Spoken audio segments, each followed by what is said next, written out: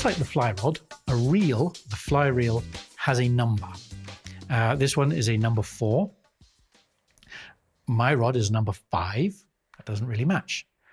This reel will take a 3 and 4 line. This reel will take a 5 and 6 line. It says on the reel, 5 weight. And this ginormous reel here will take a 9-10. So if my rod is a 9 or 10 weight rod, I'm going to get a reel this size, the 9 or 10 weight reel. I'm going to get a 9 or 10 weight line to go on it. And that's really what's called a balanced outfit, where you match your rod to your reel to your fly line. Balanced outfit. Because we're trout anglers, essentially we're going to be talking about 5 weights. As I said, that's the vanilla one. That's the one that's kind of just does everything, right? If you just want something that will do it all, go for a 5 weight, go for a 9-foot 5 weight. So when I've got my 5 weight rod, I'm going to buy my 5 weight reel and attach my 5 weight reel to the rod. So let me show you how to do that, because there's a couple of little sneaky little tips, if you like. The first thing you have to do is you have to look underneath the cork handle to find a recess. There's a little recess, a little cave there. And that cave is where my reel seat, actually I'm going to put on this one because I want to show you something with the fly line, where my reel seat goes. I'm going to put one leg underneath that recess there. And then this rotating collar has another recess, and I slide that rotating collar over the reel seat here. And then I just lock it into place with this nut. Okay, so that's how you attach your reel to your rod. And what's pretty important about fly fishing is to recall that the reel's always down. So you always want the reel down underneath the rod. Now, why should that matter, you may ask? Well, it all comes in to play when you talk about the direction that the reel winds. Right? This handle, as you can see, is on the left.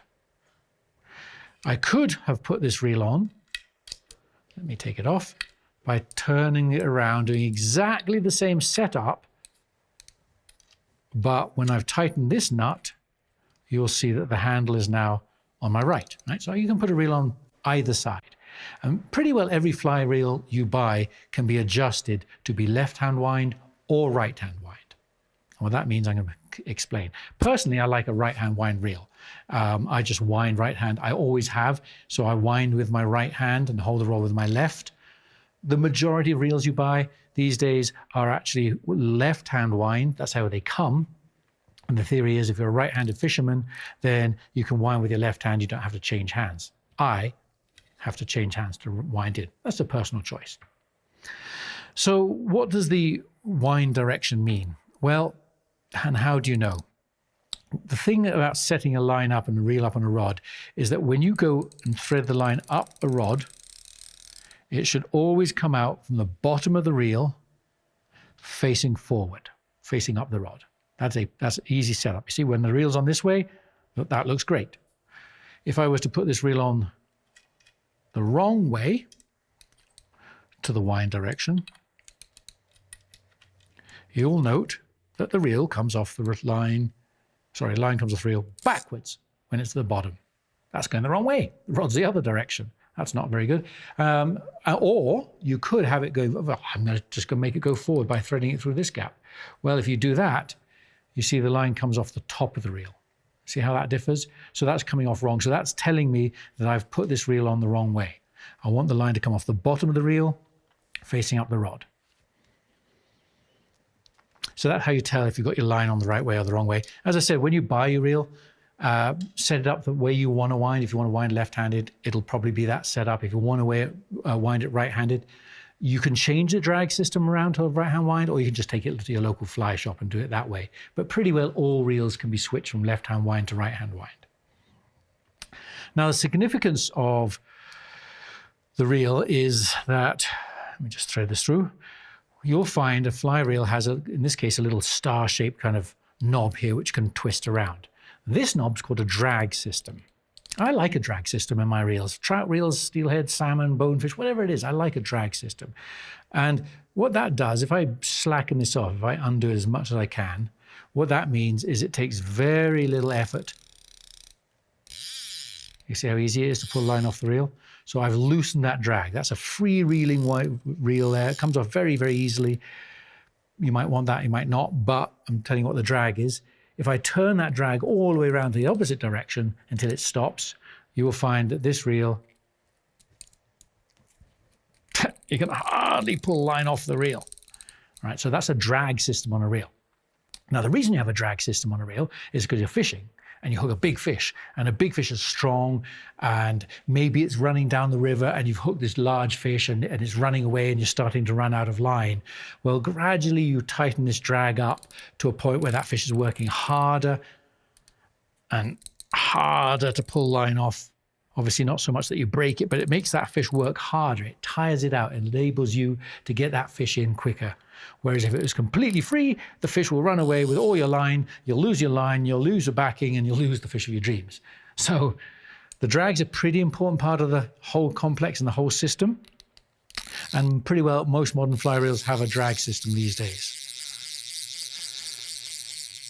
The other part to notice about a fly reel is that a fly reel, as I said, it comes in different sizes. When you buy a fly reel, they are going to come kind of naked like this. There's nothing on there. I'm going to put my fly line on the fly reel. But before I put a fly line on the fly reel, I need to put some stuff called backing on, and I'll explain why in a moment. But one thing that's nice to know about fly reels is that different reels have different ways of doing it, but you can undo the center catch with this particular reel and take the two parts of the reel like that, take them apart. This is called the spool, and this is called the frame. Okay, so there's two components to reel. They slot together, fit in beautifully. This one tightens up with a little nut like that, and then that's your reel.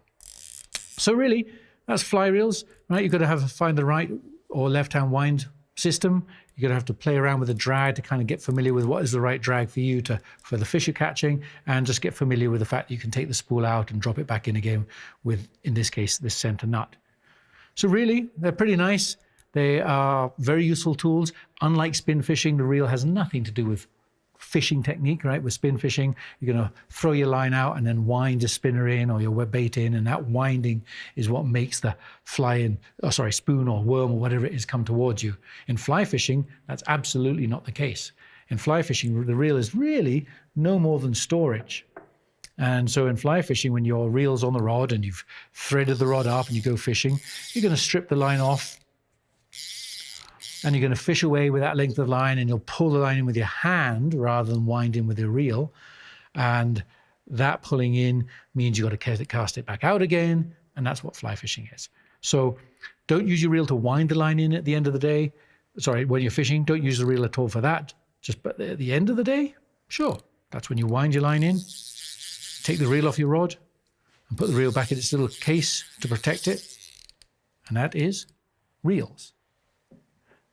And on that reel, last thing we're going to take a conversation of, as I said, we're going to put on a backing, we're going to put on fly lines. So let's clear this shelf here, and I'm going to rig up a few fly lines and talk about perhaps the most difficult, most confusing part of tackle, which is the fly line.